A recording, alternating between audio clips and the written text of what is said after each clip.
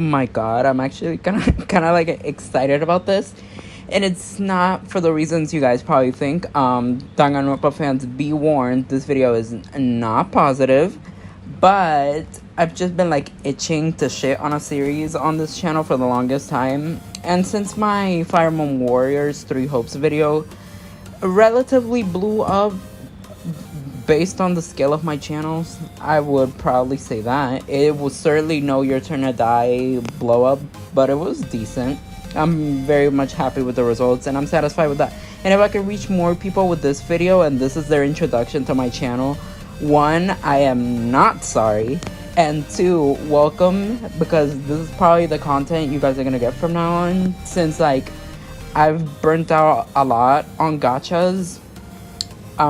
The only one I'm consistently playing right now at this point is Colorful Sage, but if you guys want more content, it's probably gonna be commentary style like this, where I could just pick a game and say either how much I love it, how much I hate it, or just rank certain things about it, like characters, music, whatever, because I really like this format of just being able to talk about whatever I want. And with that, let's just like start. So let's talk about Cacaronpa. Danganronpa, I'm sorry. I've been saying Cacaronpa since like 2018, 2019, ever since the anime came out basically, and it's just like been ingrained into my vocabulary. Actually, you know what, fuck y'all Danganronpa fans, you're not getting what you want. So we're gonna talk about Cacaronpa today, the series made by the super incompetent person, Kodaka. Play Your Turn to Die. Oh, sorry. That's Your Turn to Die. Oh, I'm sorry.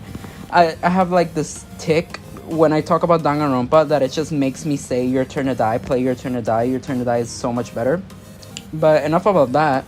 So I know this video is sounding like satire already, but I'm actually deadly serious when I say I just don't like the series at all.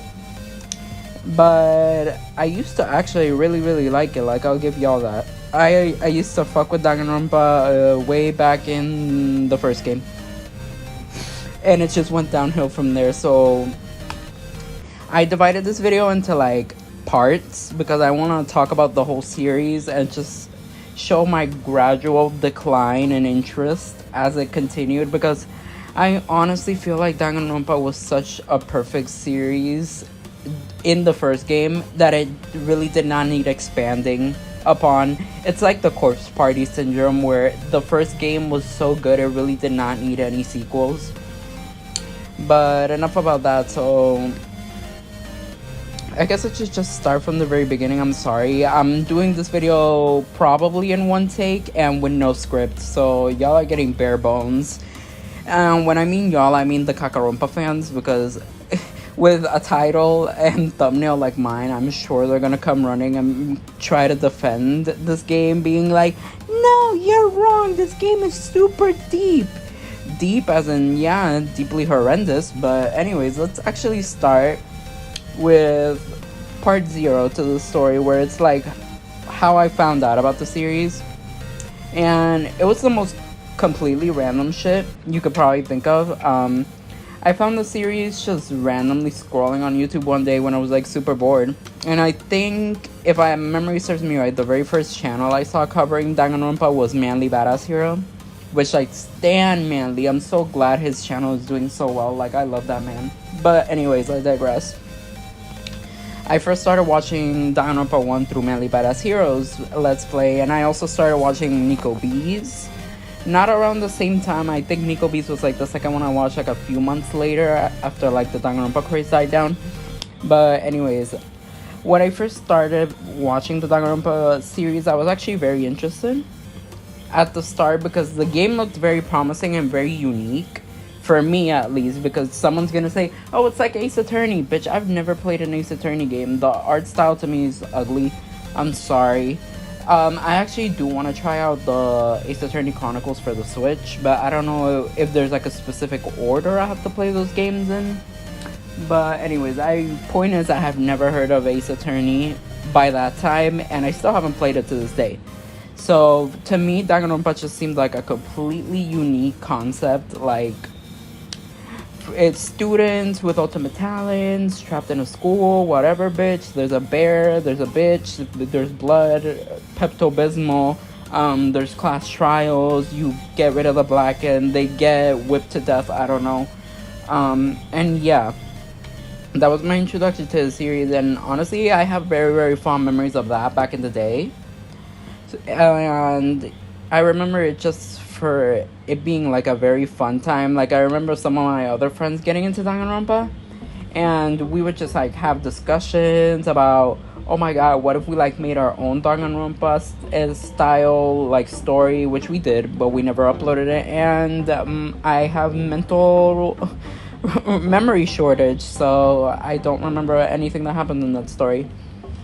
But oh my god, if I learn to use RPG Maker someday, I would honestly make like my own Danganronpa and have it be like 10 times more competent than anything Kodaka could put out. Oh, sorry, let me save Kodaka for a later part.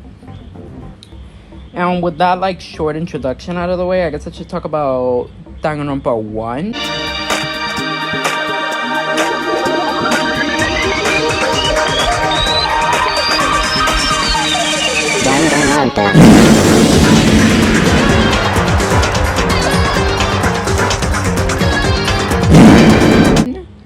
Which is the only one I'm gonna give a decent, a fun name for, because it's, I think, the only one that deserves to be called Danganronpa.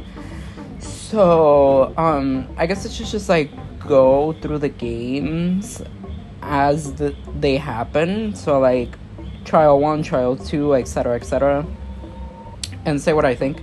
Honestly, I think Danganronpa 1 was basically peak Danganronpa. I think the cast is the most memorable. I think the class trials are the most engaging. I think the culprits, the Blackens, basically, which is like a terrible name, but I should say like the Darkened or something. But yeah, the culprits, the kills, the murders, the executions, they're all like super, super memorable. And I really can't say anything bad. Like, let me think. What's a bad thing about Danganronpa 1? I guess Hagakure surviving. Like, sorry, not sorry. I hate that guy. But, yeah. So, let me just, like, start with the cast overall. So, let me see. Makoto... Sayaka... Okay, I'm kidding. So Makoto's fine. I don't have any like particular fondness for Makoto. And that's all I really have to say about him. Like, him being the ultimate hope in the end that like defeats Junko, which Junko gets her own section, but him being like the hope, the ultimate guy that just kills Junko is like whatever to me. Then you have... Actually, I don't even want to cover everybody. I think I'm just gonna cover the survivors. So then you have Aoi Asahina, who's like a bad bitch, but she honestly doesn't contribute to much aside from trying to kill everybody in chapter 4, which was camp. Then you have Kyoko Kirigiri, who she's kind of lit. I do like Kyoko like quite a bit. The Danganronpa 3 kind of ruined it. Yeah, I don't get this either. Pretty sure I died. For me, but yeah, she's pretty good in Danganronpa 1. That's all I really have to say. Byakuya Togami, honestly, a king. Fuck king shit. Some people call him a cunt. Some people call him a bitch. Some people call him a psychopath for what he does in chapter 2. Or a sociopath. Honestly, I just think it's all king shit. Like, I love people that just, like, disrupt the peace.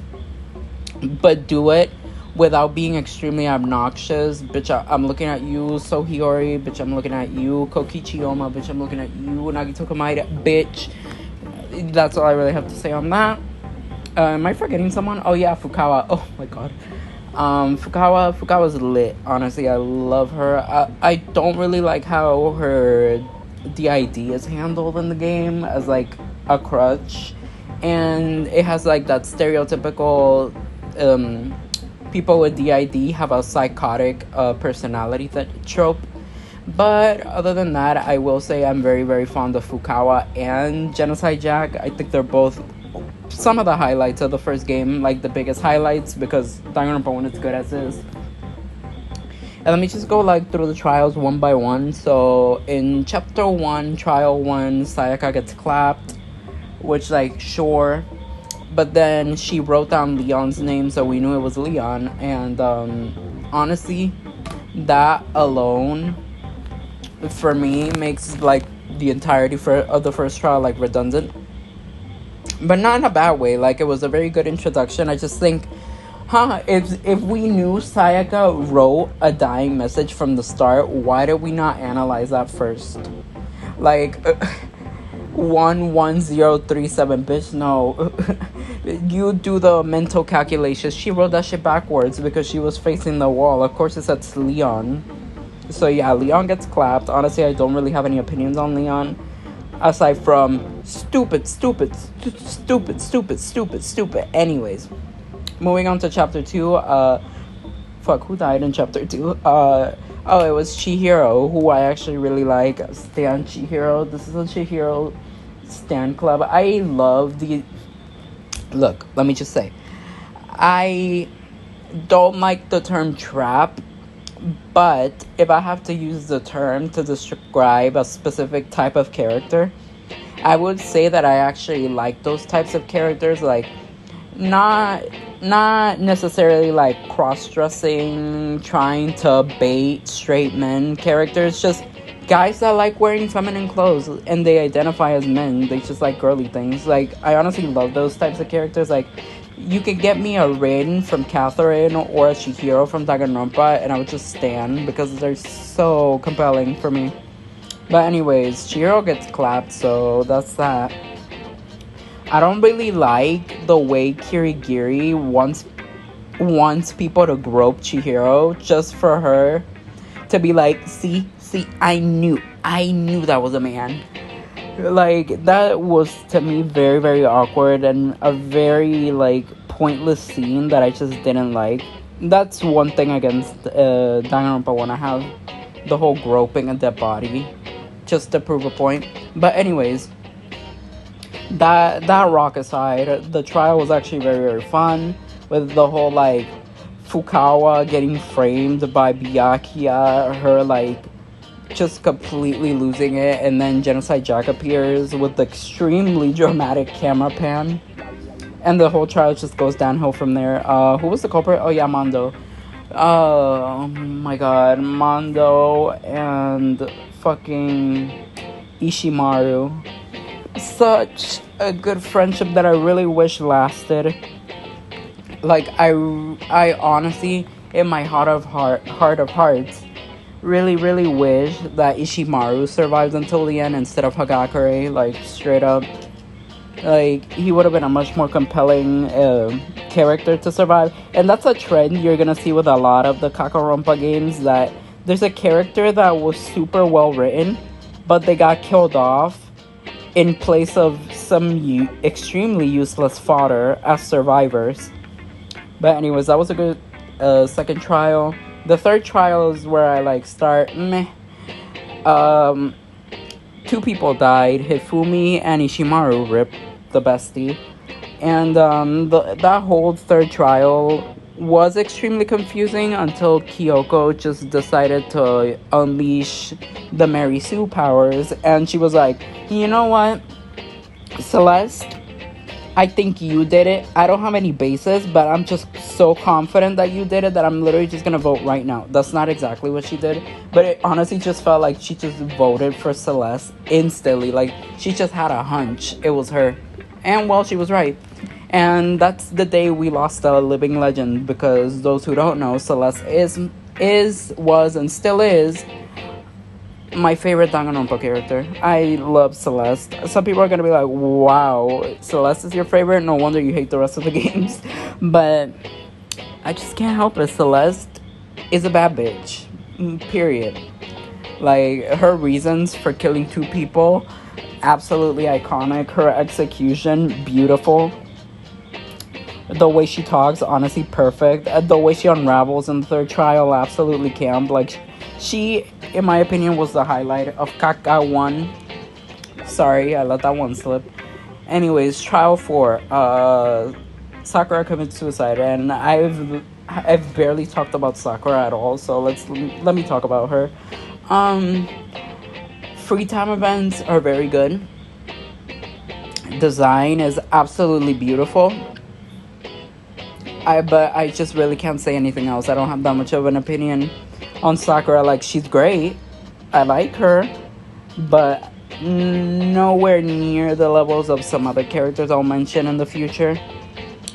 And yeah, then you move on to Trial 5. Is Trial 5? Yeah, Trial 5 is when we find the body, right? The random ass body with the mask. And Kyoko tries throwing us under the bus. We throw Kyoko under the bus, and she's just like, I'm not the killer, guys. I'm not the killer. It's someone else. It's someone else. While she's like staring directly at the screen, being like, it was you. You did it. And you have the option of like being like, Kyoko, you're suspicious as hell. I'm not gonna say SUS. You're suspicious as fuck. And that leads to a bad ending where two men impregnate Asahina. Byakuya impregnates two women, technically. There's a lot of impregnating in that ending. But anyways, if you choose to stay quiet, you get the punishment. But out of nowhere, Chihiro is just like, oh shit, we can't have the main character die, so let me just randomly appear and save you now when I didn't save Kyoko in the other ending. So you fall down the ditch. Then the final chapter starts, which, sure, it's the Junko reveal. I will say it's the best. The Danganronpa 1 Junko reveal is probably at its best from the series. Like, it's probably the best Junko reveal. It's just because of how wacky it is. Like, as soon as you find out it's Junko, she appears, and the first thing you're hit with is a very, very weird English accent. And then it just entirely derails from there and like dishevels, but in a funny way. Everything unravels, and yeah, I think that's all that happens. Oh yeah, she dies. She dies, and then let me see. Makoto survives, sure. Kirigiri survives, fine. Asahina survives, whatever. Hagakure survives, no. Byakuya and Toko survive, hell the fuck yes. My biases. And yeah, that's all I really wanted to talk about Danganronpa 1. It's honestly, if I have to give it a rating, I would say 4.5 out of 5. Like, it's there. Honestly, it's a classic. And it's definitely gonna be the one game from this series I want to remember in the future for future reference or something, or just say putting it in my will. Like, my dear grandchildren, I liked the first Danganronpa. Remember me by this. Also, play your turn to die. Anyway, next segment.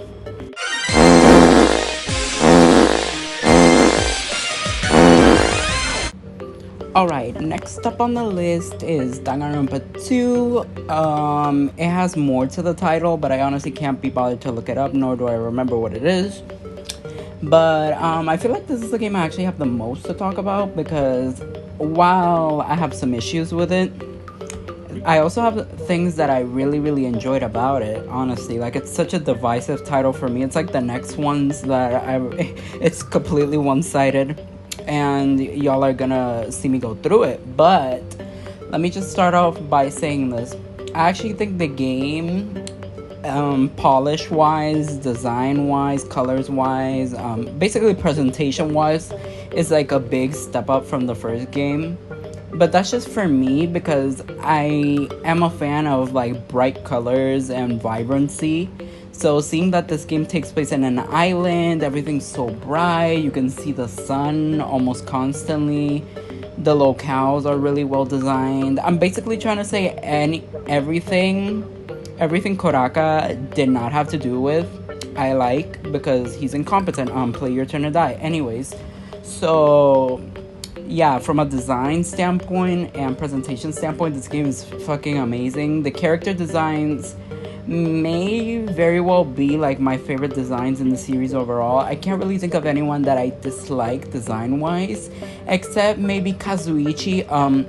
y'all can go fight at a wall, scream at a pillow, because y'all are not gonna take that to the comment section. I don't care if y'all like that man. His design is fucking awful. And that one splash art he has where he's like barefoot, which like that's the thing I'm gonna talk about later. There's this weird obsession with whoever the artist for this game is. I'll check it out in a later part.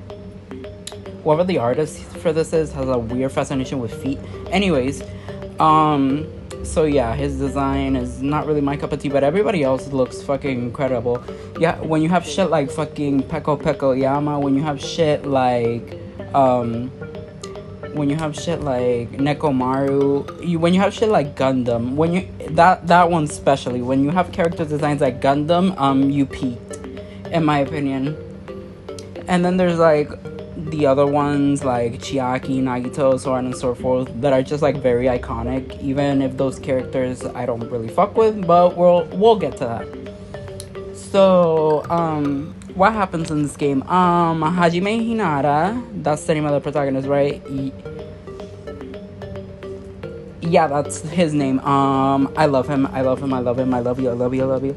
He is hands down my favorite of the protagonists, which isn't really saying much when you have Makoto Naegi. Kaede, yes. I'm still in copium. Worst, most, whatever. Next part. So yeah, I love Hajime a lot. I just think, from a writing perspective, he's just so real. Like, his reactions to everything that's happening are so real. Like, Makoto would freak out in the first game, yes, but he would always be like, but guys, don't give up. Hope will save us. We need to have hope. And even though Hajime does that towards the end, he can get very pessimistic whenever bodies show up, and I just think that's like so real. And I love him for that. And then you have a... Do I want to leave Nagito for now or do it later? Fuck it, I'll do it now just to get it out of the way. Then you have Nagito Komaeda, who is honestly, he's not my cup of tea, but I can admit he's very iconic. He's probably the most iconic character from the franchise, hence why he's in like every promotional material. Like, I'm very sure if Danganronpa pulled a Persona 5 and started collaborating with a bunch of gacha games, Nagito would be in all of those gachas. Bar none. It would probably be like Makoto, Kirigiri, and fucking Nagito, which I actually think it's what they did for Identity V. It was either Nagito or Junko, and I can't remember, or both. I could just be remembering it wrong. But yeah, that bastard. I will say though, sometimes he makes for a good video game experience. Like, he's very entertaining, and other times I'm just indifferent towards him. Oops, sorry. But yeah, then there's that. I guess I could talk lightning round, talking about everybody else. So there's Teru, whatever. There's Fat Byakuya, who is legendary. I wish he lasted longer. There's Mahiru, whose design I absolutely adore. I think she's super adorable. And her personality, she's such a, like, mom. I love mom. But then there's Peko Yama, whose design is absolutely killer. No pun intended. Then you have Fuyuhiko, whose design is very good. I just, I'm not big on shotas. I know he's technically not a shota, but he's just so small. Like, I feel like I could squish him with my hand. Anyways, then there's Ibuki, who is such a joy to experience. She's like the Miu Iruma in this game for me, which we'll like talk about Miu later, but she just brings all the energy that this game severely lacks. Because not Nankirai, because Kuraka is incompetent. Anyway, I'm thinking Nankirai because you have to play your turn to die. Anyways, then there's Gundam, my absolute skrunkly, like another one I want to squish with my hand. Then there's I feel like I'm forgetting someone, Nekomaru, who has a really killer design and is definitely not a teenager. Like, I don't know who he's fooling with the super high school level, because this man looks like he's nearing 30. And I know someone's gonna say, oh my god, you can be young and muscular, but there's muscular and then there's bara, straight up just bara. Then there's, I think the rest that are left are the clowns, who I'm gonna save for later. So yeah, let's just talk about what happens in every chapter. So chapter 1, Fat Byakuya dies. We got a lot of fan service. I think I saw Nekomaru's bulge, which was kind of hot, but he's also a teenager, I guess. So Monomi is iconic. Monokuma shows up, beats the shit out of her. Now she's Usami. No, wait, it's the other way around. Usami becomes Monomi. She gets gunned down like she's fucking Makaru in Super Danganronpa and I 3. Then Jesus Christ. Then things go to shit, of course. Fat Byakuya holds a party.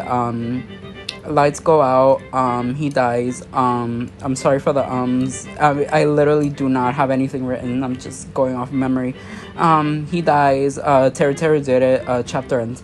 But I think Nagito has that Sohiori meltdown. Or I guess I should say Sohiori had the Nagito meltdown because it came first. Oh, way to go, Karaka. You did something cool before Nankirai. Blech. Anyways. So, yeah, that happened. Then chapter 2, there's a lot of fan service. Miss Thing, Mahiru, gets clapped in probably the lamest death in the franchise, in my opinion. Actually, no, they get worse in V3. But, yeah, she just had a bloody head and that was it. The official Danganronpa games were never known for the most, like, clever or over-the-top murders. Like, some people would just have blood on their head and the end, that's it. It's not like Super Danganronpa and other, where bodies are literally chopped up, thrown all over the place. Bodies are literally fried. Bodies are literally gouged. Like, Jesus, I'm still not over some of the shit they pulled in the second game. Like, y'all have to see those. If you have not played Super Danganronpa and other, it's like a fangan game that I would highly recommend. I honestly think it deserves its own video. I might as well do it because I love that series. Anyways, Mahiru died. Peko did it in probably the funniest trial ever. I was honestly laughing my ass off the entire time the Sparkling Justice thing came up because you knew it was fake. And the thing is, we discovered who Peko was already. So the trial, like, we discovered it was Peko. And the trial could have just ended there. But they decided to extend it for like another 40 minutes because of the Sparkling Justice thing. Which, like, I'm not opposed to making trials long. But Jesus, that was so unnecessary. But it was worth it because I got to laugh. And then she got executed. Fuyuhiko got injured, which, like, started his character arc. Which I could talk about Fuyuhiko later in the survivors. Like, who survived. And then... excuse me. Then chapter 3, which was like the start of everything going bad because of the whole despair disease thing, which I absolutely despise. It's such a terrible plot mechanic. Like, wow, look at this disease that just conveniently makes everyone do completely different things based on, I guess, their personality, or I guess it's whatever Monokuma wants them to do. So, Ibuki is tripping. Nagito is also tripping. Akane is not Kurashiki, so she's tripping, but in the bad way. And yeah, they get hospitalized. Mikan, who I have not talked about yet, because I have a lot of things to say about her. Mikan gets infected. She sleeps on top of Hajime, almost kills him, which is camp. Then she commits the murders in probably the stupidest thing possible. Like, there's been so many videos on YouTube that have explained how and why the third trial of Danganronpa 2 is literally impossible to commit. But yeah, so Ibuki dies, then Hiyoko dies for seemingly no reason, honestly. They explained that she found the bodies, which was, like, unfortunate, but that literally could have been anyone else. And I still think it sucks that Hiyoko had to die because she was really getting a character arc at the end of chapter 2 because of Mahiru's death. But yeah, rip a legend. We had to keep Sonya, never mind, I guess. Y'all will hear that later. Take notes. So yeah, Mika gets exposed, dragged, she has a breakdown, she comes on the spot because she remembers Junko.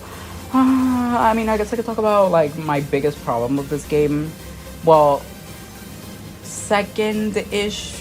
Like, let me just be blunt. My first problem with this game is who survives in the end. Survives, quote unquote, because everyone lives. But my second problem with this game is Mikan and how Kodaka handles her, because Kodaka's an incompetent writer. Play your turn to die.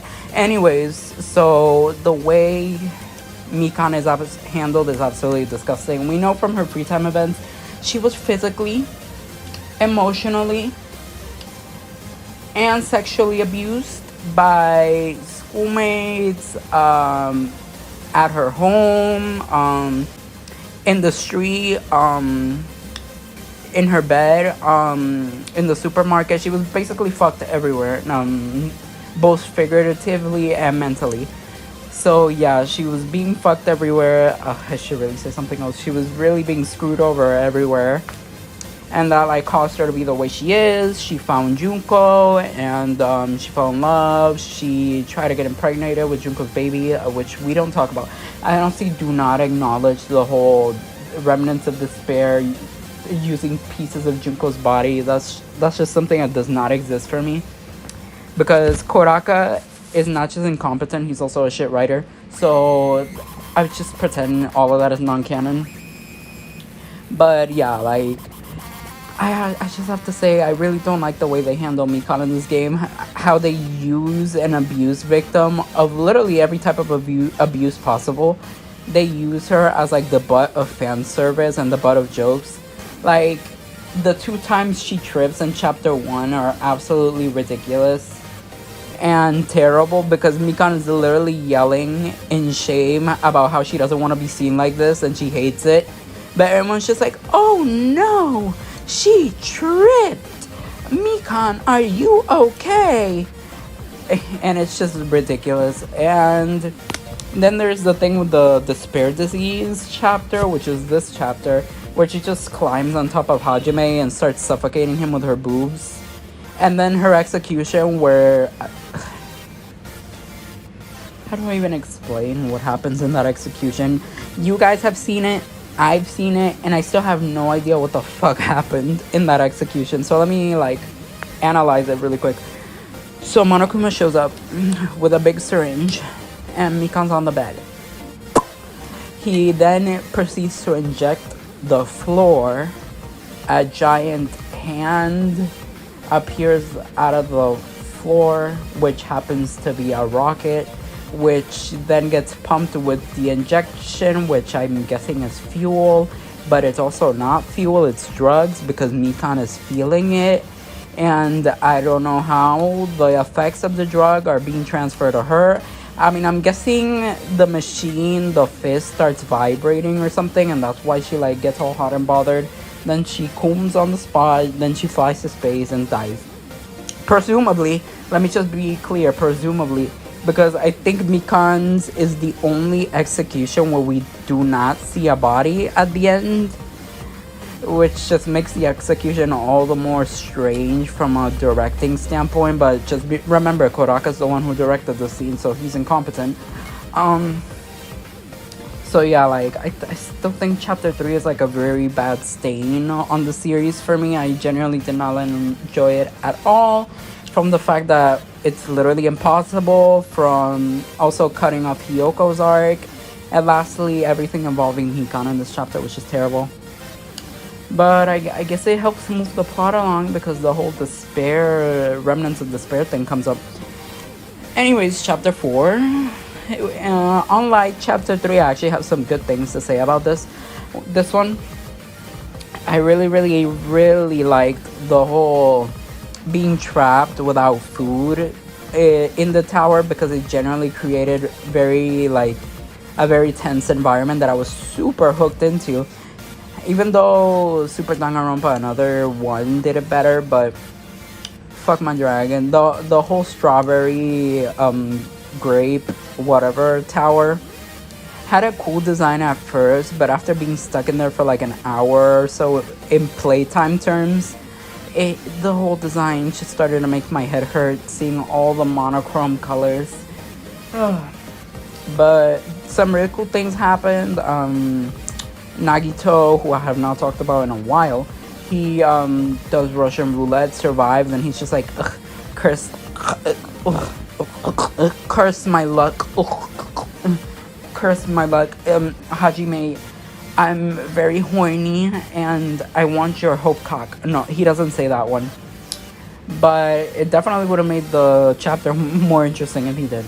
Anyways, Robot Maru, Mecha Maru, yeah, that's a better way to say it. Mecha Maru dies, which I didn't even mention. Nekomaru got kind of fucked last chapter. He got Kamehameha'd by fucking Monokuma, and who then rebuilt him because he was like, ah shit, I'm not supposed to be the one killing people. So yeah, Monokuma rebuilt Nekomaru as a robot, only to have him die in the next chapter anyways, which was camp. But from a writing perspective, it makes perfect sense to have him be the fourth victim, not just because he's the big buff character, which is a trend we'll see, but it made total sense because he had nearly died already, so it's just he was expendable basically. And the killer was Gundam, which was very unfortunate. I was kind of hoping Sonia did it just so she could be out of the picture because she sucks. Nankirai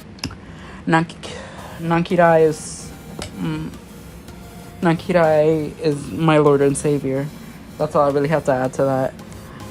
And yeah, Gundam gets executed, and probably one of my favorite executions in all honesty, because you're rooting him on while he's doing like that whole magic circle thing, and you're basically hoping that it works. You're rooting for him only for the game to pull an Umineko and be like, psych bitch, magic isn't real, and then he gets yeeted. And the hamsters live. That's good. Yeah. So, chapter 5, right? Not a lot happens. Nagito is just basically going off the rails. He's trying to find out who the traitor is, but psych, he already knows. He's just trying to use his supreme luck to bait out the traitor. Things explode, people throw fuel, actually no, people throw toxic gas in there because Kodaka told them to do it. It was in the script. It literally said, Kodaka says throw poison gas because he's an incompetent writer. That's literally what it says in the script. But yeah, Chiaki, who I haven't talked about yet, took an L, dies. Yeah, dies. Chiaki, she's overrated as fuck. That's all I really have to say. She's a Mary Sue. I don't like Mary Sue's. Like, she's literally just supposed to be the perfect ally, the perfect second in command, the perfect, like, Watson to Sherlock. But, she's just really forgettable. Aside from having a cute design and liking video games, I don't like her much. So, yeah, seeing her die wasn't really a problem for me. I kind of wish Sonia was the traitor, just so we could have her leave. Then the final chapter happens. Junko appears again, but honestly, this one was pretty funny. I like the whole giant Junko AI. And then part of the Danganronpa cast shows up and it's like, you can't give up, guys. Especially you, Hajime. You're hope. You're important. And he's like, yeah, I am important. And then he like turns blonde. He pulls a Byleth. And the survivors are Kazuichi, who I think he's ugly, and he didn't really have an arc in this game aside from liking Sonia. Akane, who I think is ugly, and she didn't have an arc to speak of, period. Like, she had a moment where she was despairing over Nekomaru, but that was it. The next chapter was literally never brought up again. Then you have Sonia Nevermind, who I think is ugly, and should have literally died chapter 1, chapter 2, chapter 3, because she's such a nothing character. Then you have Fuyuhiko, who is beautiful. See, I can be nice. And he's the only one with really an arc that I actually enjoyed, so I was actually rooting for him. And then you have Hajime, the love of my life, the scrunkly that I want to squish with my hand. And nothing matters because no one died anyways, so I don't know what the fuck I'm talking about. Anyways, next segment.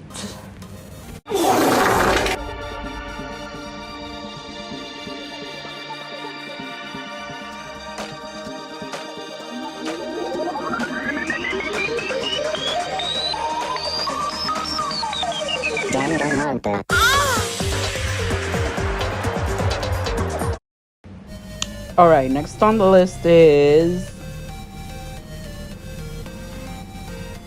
oh lord. Okay, next on the list is Ultra Despair Girls, which is like, I'm confident in saying it's the start of something bad. Which, yeah, like, no shit. We've all seen Ultra Despair Girls and know how bad it is. But I will say, Ultra Despair Girls, sue me. Ultra Despair Girls has my favorite thing out of this whole godforsaken universe.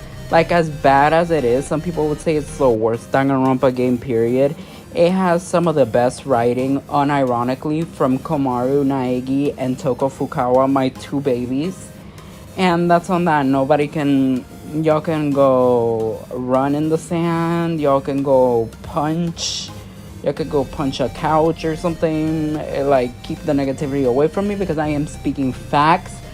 Komaru and Toko are like the best executed thing out of this whole franchise, and I will give Kodaka that.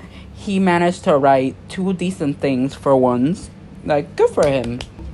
But I'm not gonna talk about this game chapter to chapter because, I mean, come on, there's way better videos for that.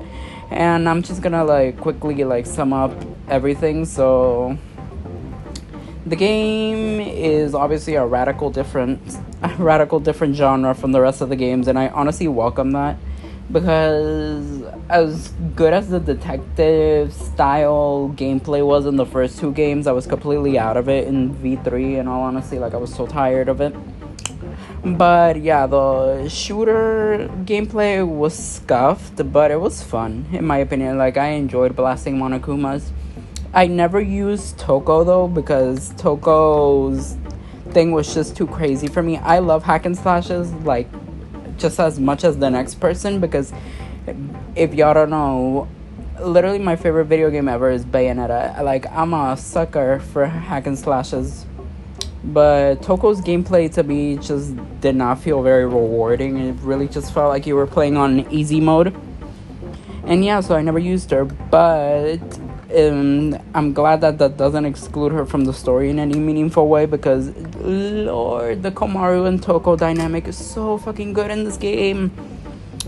Like, this is one of the first games ever where, I don't know why I do this, but if a game has a Japanese cast, I refuse to use a dub, because I just think it's so stupid that the setting is Japan, the characters are Japanese, but you use an English dub. So, Komaru Naegi, Toko Fukawa. No, bitch, it's Komaru Naegi and Toko Fukawa. Okay?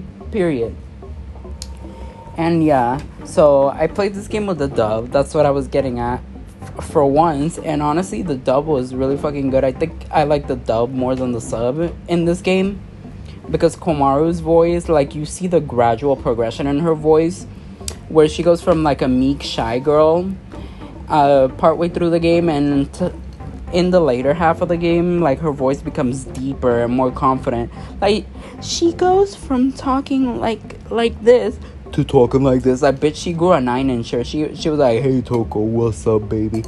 And it was the funniest thing, but also incredible, which is also demonstrated in her animations, because during the first half of the game, you can see that her posture is terrible. First of all, like, in a zombie apocalypse, her back is hunched forward, and she's running while holding the gun very close to her chest. But in the second half, she's literally standing straight and sprinting. Like, it's such a good detail with Komaru. And then there's Toko, which Toko is honestly the gold nugget in Kodaka's writing. Like, I think besides, like, the things I mentioned in Danganronpa 1, where her DID was used as, like, oh, DID people are serial killers, but in this game it's handled a little more respectfully. Like, not counting the Toko hallucinations, which are just funny. Her dynamic with Komaru and her character progression were really, really good in this game. Like, I love seeing her beginning to understand trust and bonds, like the Fire Emblem shit. Like, you have to have powerful bonds to beat the bad guy, which is exactly what they do. And yeah, like, it was just really, really well done. Like, I still remember that one fight where you have to shoot Toko while she's, like, ripping your clothes off, which... God damn it, Kodaka. I can't go 1 minute without fighting you, bitch. Maybe I should quote retweet Kodaka with this video. Who knows? But getting to that, yeah, the aftermath of that fight was really, really powerful, especially when Komaru, like, figured out what was going on, that Toko and Genocider were letting Komaru go. Like, they were losing the fight on purpose just so Komaru could escape. And yeah, that was, like, so good. So now let's talk about the bad. Chapter 1, Chapter 2, Chapter 3, Chapter 4, and Chapter 5 are on the list. He Who Shall Not Be Named is on the list. Everything that Kotoko does in Chapter 3 is on the list. Let me drink water real quick, because things are about to get hatefully violent. Not that they weren't already, but they're gonna get worse. That was good, bitch. Okay, let's start. Chapter 1, I actually lied. It was not on the list. I think Chapter 1 is a fine introduction, even if the pacing was all over the place. I can't remember in which chapter Asahina's brother died, but he died. We knew him for 5 minutes and he died, so I really have nothing to say about his character. Boss number 1, I forgot his name. The leader, I forgot his name, but I know everything else. I mean, the fight starts and literally the same thing happens in every fight. Komaru says something that triggers the kids. I really didn't care about this guy. It's just because I'm not into shotas, and 2, I'm really not into bratty boy types or just bratty kids in general. Like, high energy kids, they're not my thing. So yeah, we killed him. I know he's alive, but we killed him. It was very satisfactory, and we move on to the next chapter. No, I refuse. We're going to Chapter 3. I hate Jotaro with every strength of my being. Like, he's so terrible.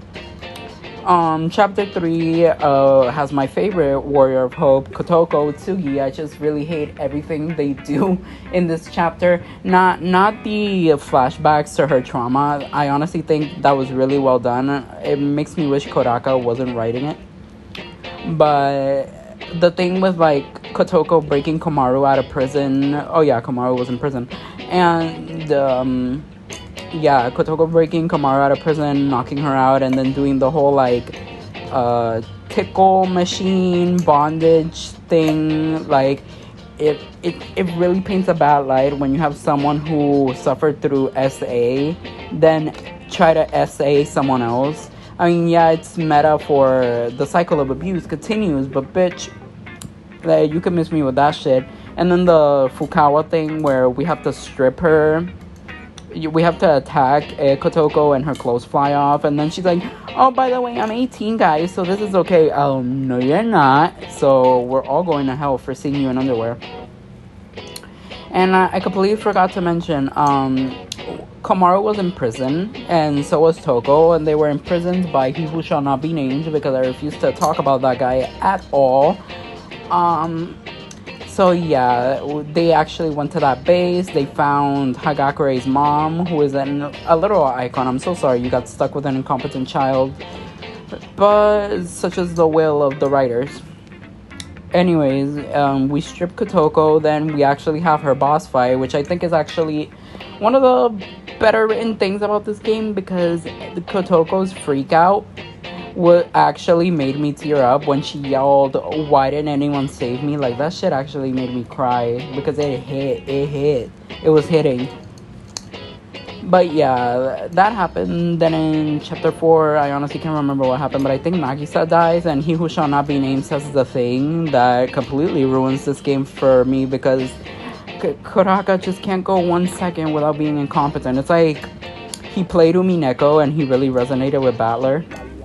And enough about that. So I think you fight Nagisa this chapter and he dies, so I don't care. Then next chapter you fight Monica, break the controller, break the controller, break the controller, break the controller. We all know the meme. She gets collabed. Then Big Bang Monokuma shows up. He who shall not be named survives for some reason. I don't know why he didn't die. And we fight the Big Bang Monokuma. Shit happens. It explodes. Kids are alive. Adults are mad.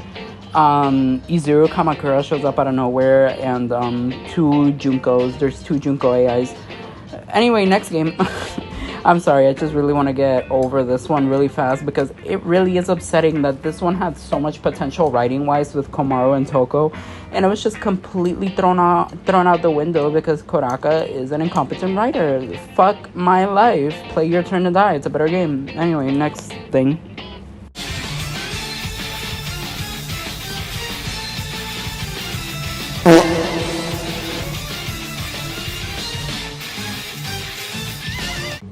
Alright, next caller. Oh god, it's the anime. No, I refuse. I don't want to spend too much energy on these, because I feel like there's way better videos explaining why these animes don't work, which is really a shame, because this is the one part of the video I feel like I could completely shit on Kuraka for, and nobody would give me any crap about it, because we are all in agreement that the anime was shit. But I don't want to, but fine, let's do this. So I'm not gonna talk about Despair arc, because we all know that shit sucked. Chiaki was magically retconned into being a real person. She died. Everybody was brainwashed, which is like the cheapest way to make everyone fall into despair ever.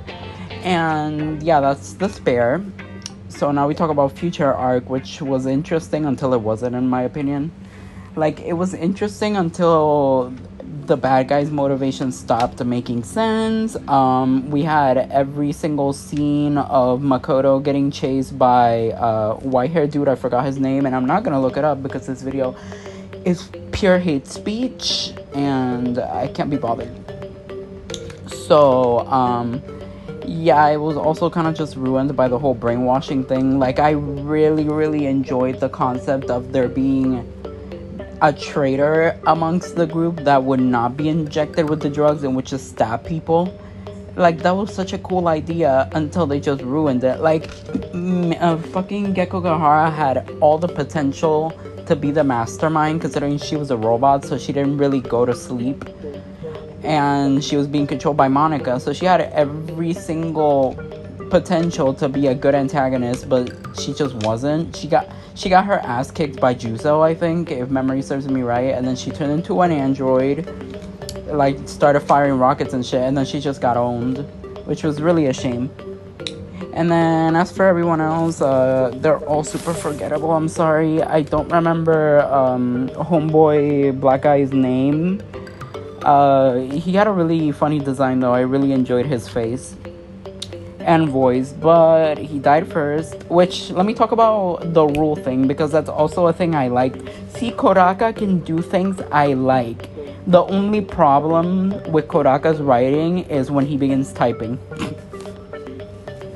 Anyways, so the rule thing, the bracelet rule thing was a very good idea.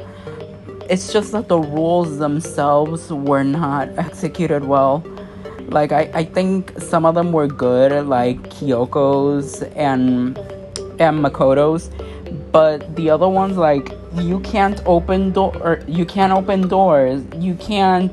get hit or something, or fucking the blonde guys, you can't open your right hand.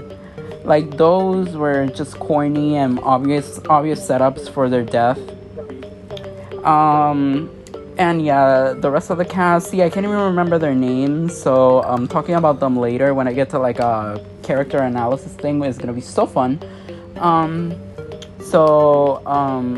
Best design character died first, then Yukizome died. She was hanging from the roof, which also blood is red now instead of pink, which was an interesting touch, but it felt less like Danganronpa without the pink blood. Am I weird for saying that? Like, I feel like Danganronpa is defined by two things. One is pink blood and the other is shit writing. I'm sorry, I had to say it. Play your turn. You know what? Let me stop. I'm gonna be a mature person and I'm gonna stop saying play your turn to die, because your turn to die doesn't even deserve to keep getting mentioned in this video. Instead, I guess I'm just gonna switch gears and be more hateful and tell y'all to read Umineko instead if you want a good detective's murder mystery story. I'm sorry, y'all. Literally, now that Umineko has been brought up, I literally cannot hold back on trying to sell you guys on Umineko in the middle of a Danganronpa video. Fuck it. I'm just gonna tell you. This is a list of everything Umineko has over Danganronpa. It has amazing characters.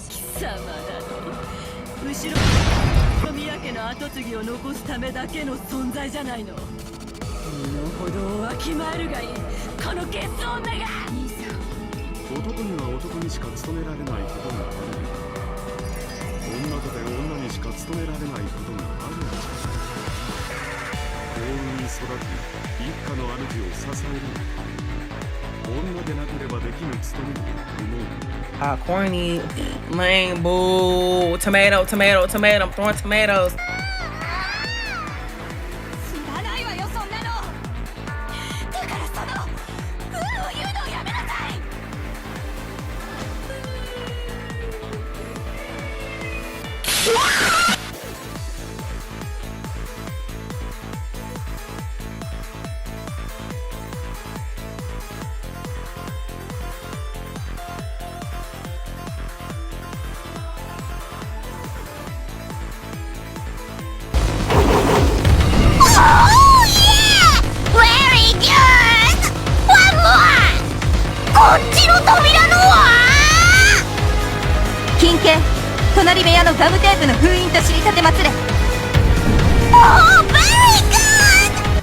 Heart-touching moments.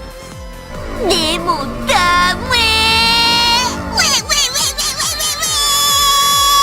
これを見てくださいよガートルードコーネリア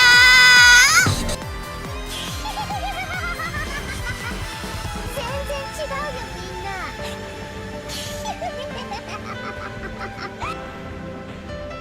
Couldn't you reason out from the time you learned that I like solving riddles? Holy shit! Jesus fuck. Thrilling 1v1 battles. I go first? You go first. All right. You said you were gonna beat me at chess. Yeah, no. I know. No, watch. G4. Get the bishop out. I'm just gonna play simple chess. I'm just putting my pawn in the center of the board. Nothing Okay. secret. Move my. She's not gonna see this fucking coming.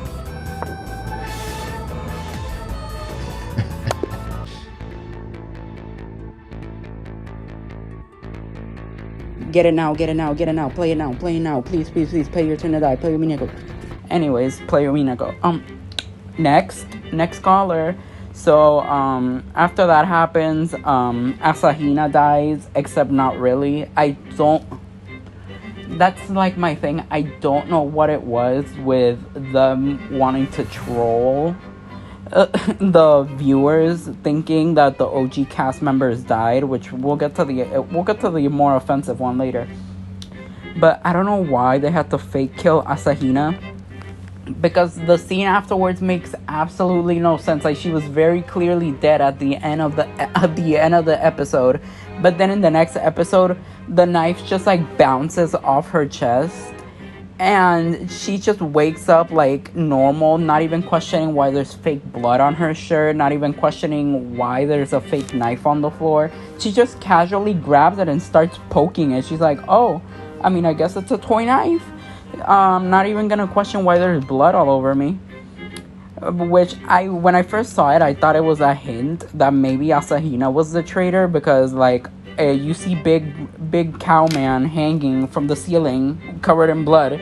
So my guess was like maybe like the killer set Asahina up by putting blood all over her, or maybe she did it and she got blood on her, so she was like, oh fuck, let me just pretend I'm dead then.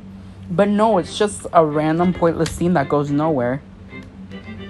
And then after that, shit goes down the drain. I can't remember. I remember Seiko's name, but I don't remember the other people's names. The boy toy and the mean girl. Let me just call them that. So, Seiko gets in a fight with the mean girl. Backstory ensues, which was a very stupid backstory. Like, I feel like they were trying to make me sympathize with mean girl, but mean girl was just terrible. So, Seiko dies, unfortunately. Like, we couldn't even root for her. Then Boy Toy and Mean Girl do things. See, I'm already losing track. So, Boy Toy and Mean Girl, I think they both die. I don't remember how Boy Toy dies. Oh, yeah, he swallowed candy, which was his rule. He wasn't allowed to swallow candy. And the thing is, he got betrayed by Mean Girl, and Mean Girl's logic was like, I'm gonna betray you before you betray me. I don't know what made her think he was gonna betray her, because his brain, he literally only has one brain cell and it's only fueled by her candy, which let me remind you, her candy can apparently hypnotize people. So I don't know what she's putting in that shit, but it has to be some good fucking sugar or like some good MSG for her to literally be able to mind control people with her candy. So, yeah, he dies, and he was just like, alright, I mean, fair. And then she, feels bad, gets brainwashed, and,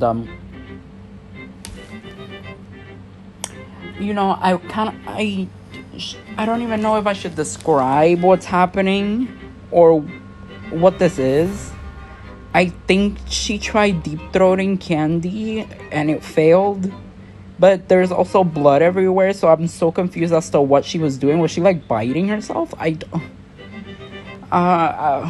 it's a confusing death, but probably the most violent death in Danganronpa. So, you can give her that. Congratulations, Mean Girl. I'm getting completely fucked. Not literally. Then, I don't really remember what happens after this. I know blonde guy dies. I know Kyoko dies. Like, she's literally dead. But then she gets brought back through bullshit. I know gay guy cuts his hand off and dies. And I don't remember the rest of the characters. So, this anime was shit. I kind of want to move on to V3. Because I have, so many... you guys don't understand. I have so many wonderful things to say about V3. Like, it brings a tear to my eye how emotional V3 made me. And you guys are, like, not ready to, like, listen to my wholehearted thoughts on V3.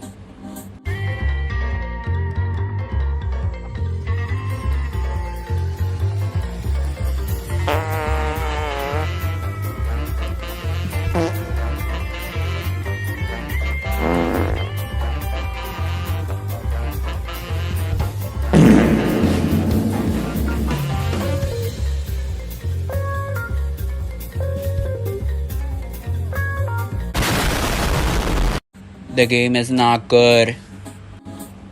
I mean, yeah, V3, yay. Literally the one Danganronpa game I have nothing positive to say.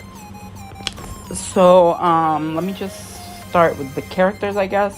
You have thing 1, thing 2, thing 3, thing 4, and thing 5. So let's talk about the twist, which literally just it's the reason why I'm not satisfied with this game at all. Like, you could say, oh, I was having a good time until the twist. Nope. So first complaint about the game is the trials are way too long. Second complaint about the game is the killers. Aside from chapter 4, I literally did not feel sorry for any of these clowns. The other thing is the mono kids are literally cringe as fuck. I hate all of them. And next thing I'm complaining about is the characters are not very interesting. Like, let me start. So you have Kaede Akamatsu, best girl. I love her. She should have been Black China, and she should have been the protagonist of this game, like, bar none. Like, in my opinion, the game was great when Kaede was around. After Kaede got clapped, everything went downhill. Sorry, not sorry. I'm about to tear this man off. Look, Shuichi is a decent character, but a terrible protagonist, in my opinion. Like, he just doesn't feel as important as Makoto or as interesting as Hajime. Like, he's just, and which is ironic considering he's the first ultimate protagonist, like first protagonist with an ultimate talent. But it just doesn't feel good at all to play as him, in my opinion. Like, he's just so bland for me. I know some people ride and die for Shuichi, but I'm not one of those people. Then you have Kaito, who Kaito's fine. I can give Kaito a pass. I liked Kaito's like whole bromance with Shuichi and a romance subplot with Maki. But other than that, he doesn't really do much and then gets clapped in a very overdrawn and confusing trial. It was so messy that Monokuma had to join us to make sure the trial finished because it was just so long. Then you have Maki Roll. Maki Roll, I feel like she's overrated in my opinion. Like, aside from having her cute moments and her very last like few lines in the last trial, where she's like, oh my god, we're not real? What am I gonna do with my life then? Aside from that, she's just a very dry chatterbox. Like, she's just constantly spewing out 3 words. She's like, you wanna die? I'll kill you, or do you have a death wish? She's just a bot for those 3 phrases. Then you have Himiko, who I want to meet in person so I could literally kick her teeth in and burn her in a fire. Because when I talk about useless survivors, it actually applies here because people actually died in this game. Because this one was like the first in real life Danganronpa. So I can be mad at her all I want for literally being completely useless and just skating by. She's basically the Jin Ibushi of this game, except Jin actually has an arc and it's compelling, whereas Himiko is just magic. Like, I can tell you off the top of my head every single thing she says in every trial. But it was magic. It wasn't tricks, it was magic. Like, shut the fuck up before I grab that stupid witch hat and tear it off and tie it around your neck to choke you with it, bitch. So, sorry, I got a little heated. Then after that, there's Kibo. I'm like listing off the survivors first, which I think Kibo was technically one. Kibo is fine, even if the Robophobe jokes got old very fast. Like, I just think he was just too meek and too quiet, in my opinion. Like, he didn't really contribute much to the first, like, 3 trials. It was the trials afterwards, like 4 and 5, where he, like, started picking up. But other than that, I enjoyed his scenes with Miuruma. Those were campy. Then you have, whatever homegirl's name is, I forgot her name. Blue bitch with the glasses. See, that's like how terrible she is. Who was the mastermind of this game? while simultaneously being the worst character in this game. Like, I'm not ashamed, or I'm very confident to say that she was literally such a nothing character that it literally puts Sonya to shame, because she does not do anything. She's just a wandering spectator until the very, very end. And the sad thing is, she could have literally gotten clapped in Trial 1, because I'm pretty sure Ryoma brought up the fact that I remember her name, Tsumugi. Ryoma literally brought up the fact that Tsumugi had wandered off into a bathroom for no reason, but Kaede was just like, you know, that's such a nothing factor, let's put it aside. And look what happened, she got clapped for it. So yeah, she's literally terrible. I can't wait to tear her apart in a later section. Then after that, you have like the supporting cast. I want to start with Bae Miriruma. She's literally the best character in this game, and she rivals Celeste for probably my favorite character in the Danganronpa series, Sumi. I don't really have to fight you for that. Like, it's just my opinion. Miriruma was the star of this game, which is so ironic because I'm pretty sure Kodaka said somewhere that he wrote Miriruma to be purposely unlikable. And she just ended up being my favorite character and a lot of people's favorite character from this game. Like, you have to stand the genius, gorgeous genius girl. Like, if this didn't give people the evidence they needed to realize Kodaka's writing is backwards, I don't know what else will. Then you have fucking Kokichi Oma, who I don't really know what to say about Kokichi. Like, my thoughts on Kokichi are very complicated. Like, on one hand, I think he's like less compelling than Nagito, but on the other hand, I think he's way more entertaining in class trials. Like, I found myself actually laughing a lot at Kokichi and Miu's interactions, which I'm so sad that they got cut off short because Kokichi murdered Miu. Technically speaking, murdered Miu, but didn't actually put his hands on her.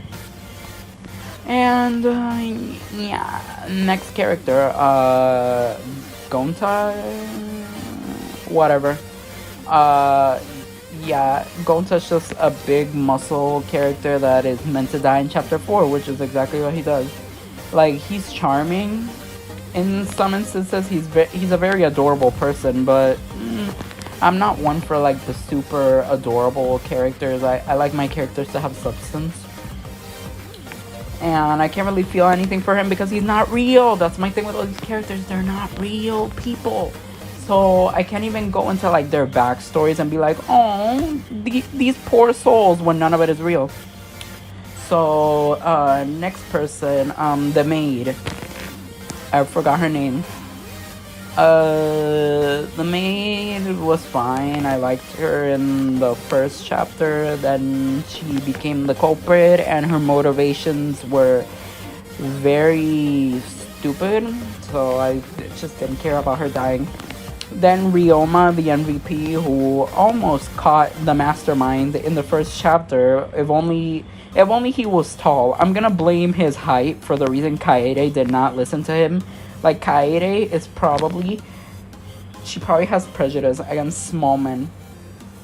Just saying. Then after that, damn, I'm forgetting a lot of this cast. Oh, you have Tenko, I think that's her name. Tenko is honestly, she's a mixed bag for me because I feel like her character was starting to go into development and then she was killed. Like, I feel like she was starting to grow as a person, but then was killed. And, which is unfortunate. So, next person. So, now we have Angie Yonaga, which is literally the most terrible character Nankira has. Not Nankira. Oops. God, I really need to, like, stop bringing up Your Turn to Die in my mind when talking about Danganronpa.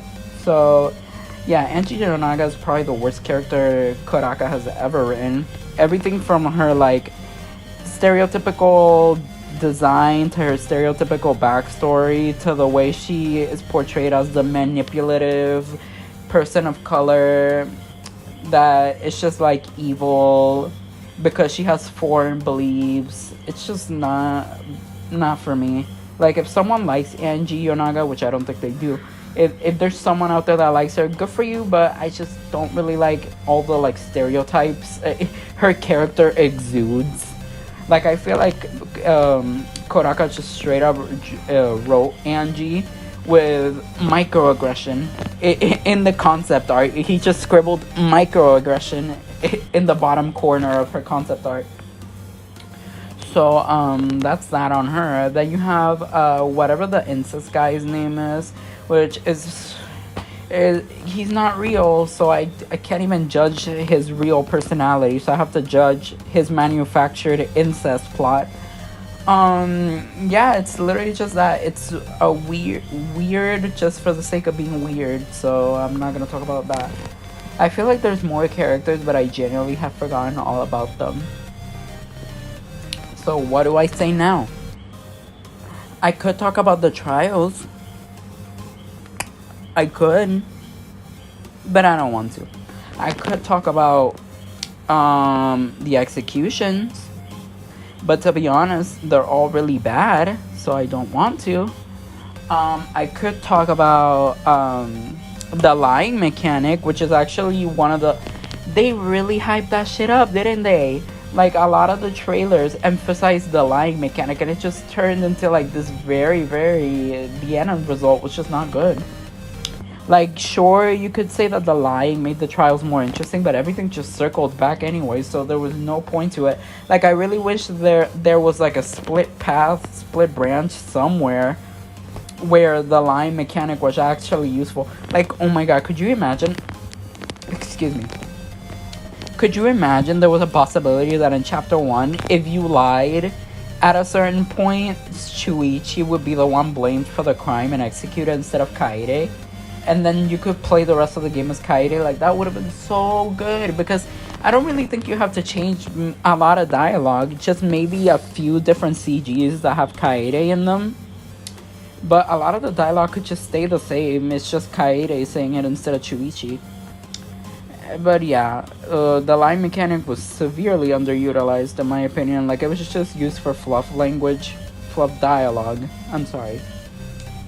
I could talk about the music, but I don't listen to Danganronpa music all that often, because a lot of it is just remixes of one another. So it's just meh.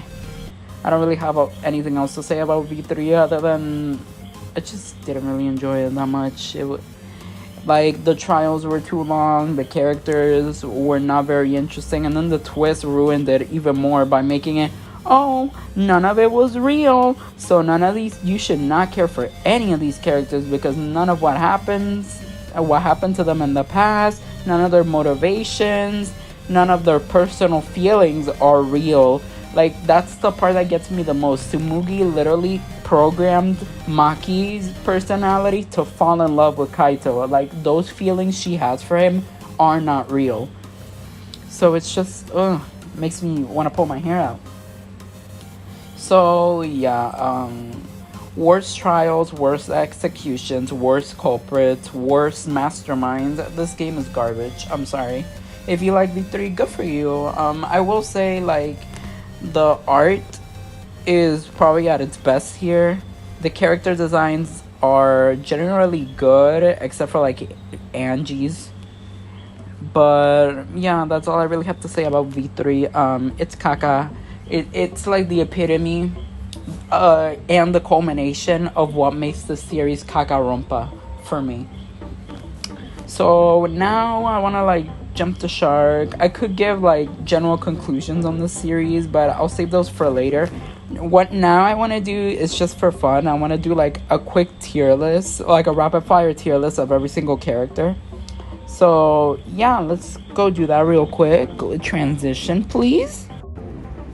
Okay, now this is the part I've been waiting for, bitch. So what I want to do here, it's just for fun, like, just to have fun. I want to make a character tier list, but let's do a rapid fire because I really don't have much to say about any of these people.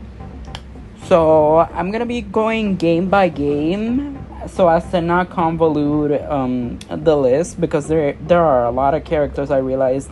And the tier list I'm using has characters from the books, which I have not read, but I've actually heard they're quite decent, so I don't know, maybe I'll one day be so bored out of my skull that I'll try to read them. But anyways, we're gonna start off with the tier list. I have 5 standard tiers. So the first tier is, oh my gosh, Kodaka wrote something good, which is like the unbelievable tier. I'm pretty sure you're not gonna see anyone up there, except, okay, fuck it, let me just spoil it. That tier is reserved for Komaru and Toko. But other than that, you have the characters who are decent, but they have flaws, like very, very noticeable flaws.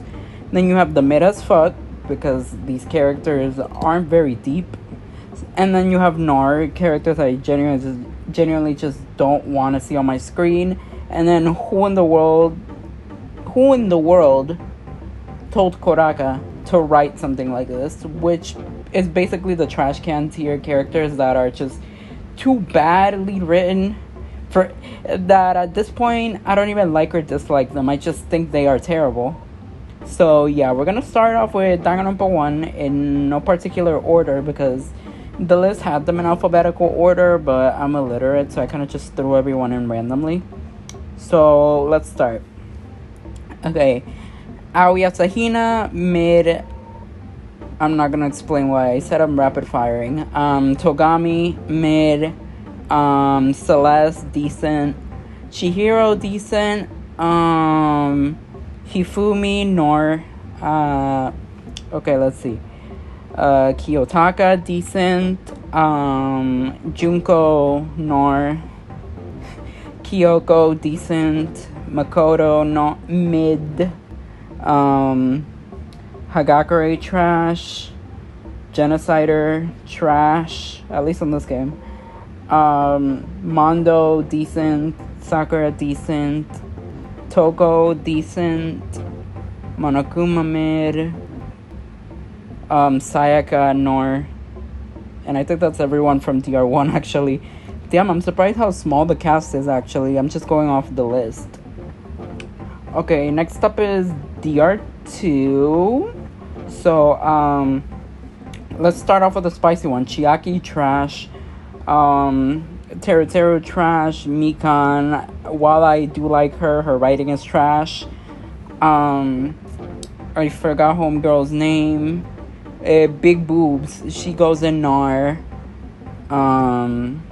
Sonia, never mind, Nar. She could go in trash, but I'll just leave her in Nar because I'm nice. Then you have Kazuichi, Nar. Ibuki, mid. Mahiru, mid. Peko, mid. Monomi, mid. Junko goes in Nar again.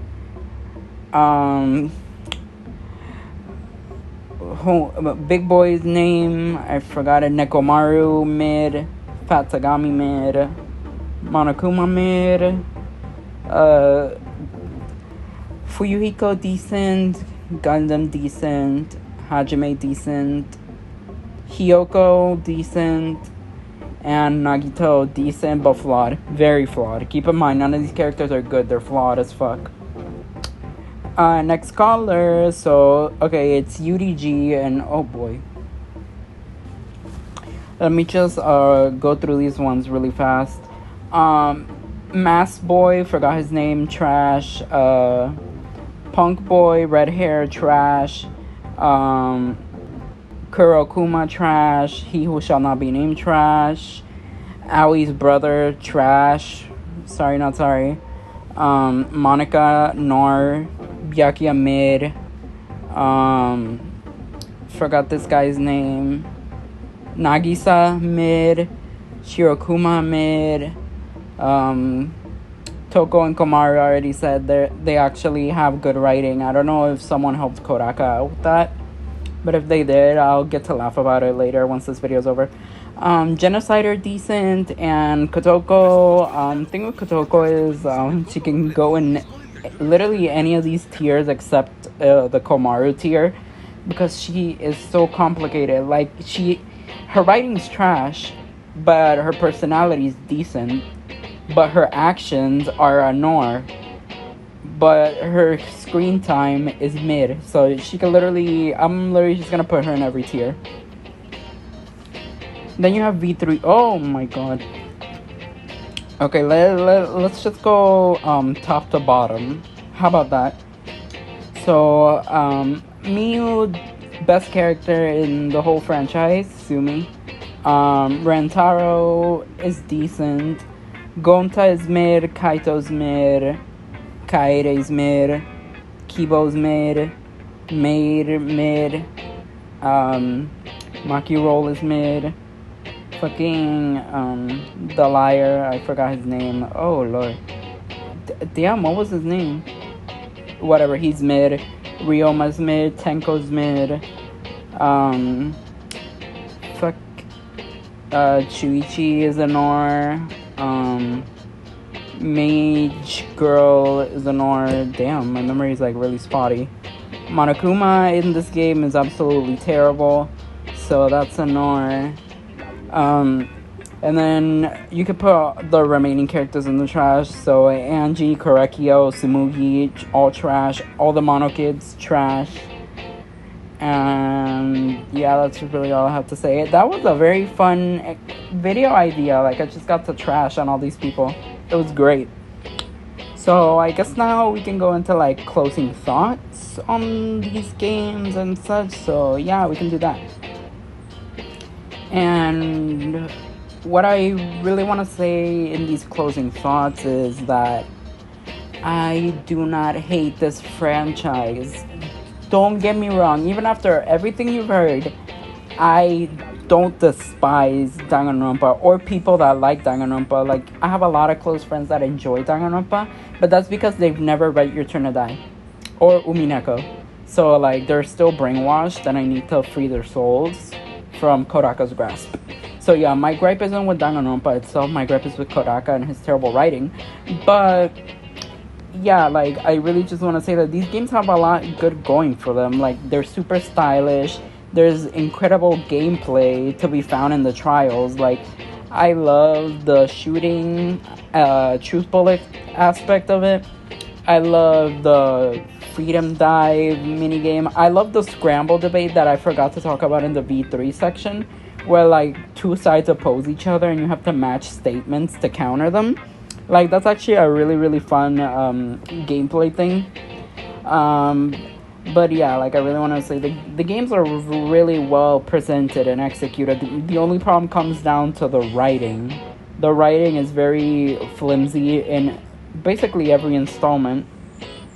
Like, you can't have one good moment without having 3 bad ones in a Kodaka game. So yeah, those are basically my closing thoughts. I'm sorry if I came off as too negative. Actually, what am I talking about? I'm not sorry at all.